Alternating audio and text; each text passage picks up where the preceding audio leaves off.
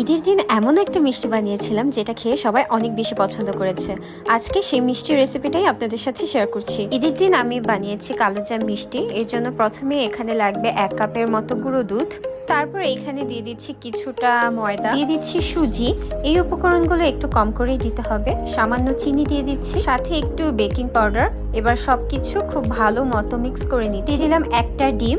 এবার সবকিছু এই ডিমের সাথে ভালো মতো মিক্স করে নিতে হবে। এখানে কিন্তু কোনো প্রকারের পানি ইউজ করা যাবে না। অ্যান্ড লাস্টলি এর মধ্যে দিয়ে দিচ্ছি ঘি। সবকিছু মিক্স করার পর আমি 10 মিনিটের জন্য একটু রেস্টে রেখে দিয়েছিলাম।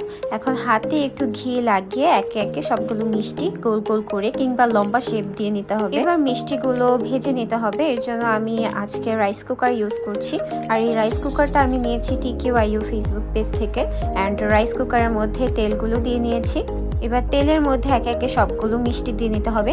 তেল অনেক বেশি গরম করা যাবে না, এমনটা গরম হবে যেন আপনি হাত চোবাতে পারেন, অর্থাৎ আঙ্গুল দিয়েও যেন সেই টেম্পারেচারটা কিছুক্ষণ সহ্য করা যায়। কিছুক্ষণ পর কিন্তু মিষ্টিগুলো একাই উপরে উঠে যাবে। এবার একটু নাড়া দিয়ে দিয়ে মিষ্টিগুলো ভাজতে হবে। আর ভাজতে ভাজতে কিন্তু মিষ্টিগুলোর আকার অনেকটাই বড় হয়ে যাবে। আর আজকে আমি মিষ্টিটা বানাচ্ছি একটা রাইস কুকারে, যেটা আপনারা পেয়ে যাবেন TQIU ফেসবুক পেজে।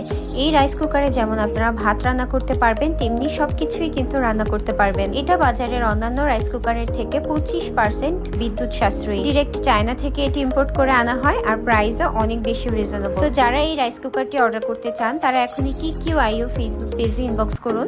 আর স্ক্রিনে দেওয়া এই হোয়াটসঅ্যাপ নাম্বারেও নক করতে পারেন। মিষ্টিগুলো ততক্ষণই ভাজতে হবে যতক্ষণ না বাহিরের শেলটা একদমই কালো হয়ে যায়। দেখতেই পাচ্ছেন অনেকটাই কালো হয়ে গিয়েছে। এবার আমি মিষ্টিগুলো নামিয়ে নিব। এবার সেম প্যানে আমি দিয়ে দিচ্ছি চিনি আর তার সাথে পানি এবং 2 থেকে 3টা এলাচ। এবার এই সব কিছু কিছুক্ষণ ভালো মতো জাল করে নিতে হবে যতক্ষণ না পর্যন্ত চিনিগুলো গলে যাচ্ছে।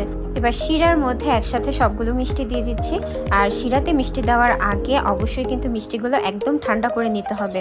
গরম মিষ্টি কিন্তু এর মধ্যে দেওয়া যাবে না। এবার শিরাতেও কিছুক্ষণ জাল দিয়ে নিলেই তৈরি হয়ে যায় আমার কালোজাম মিষ্টি। মিষ্টিগুলো আসলে অনেক বেশি মজা হয়েছিল।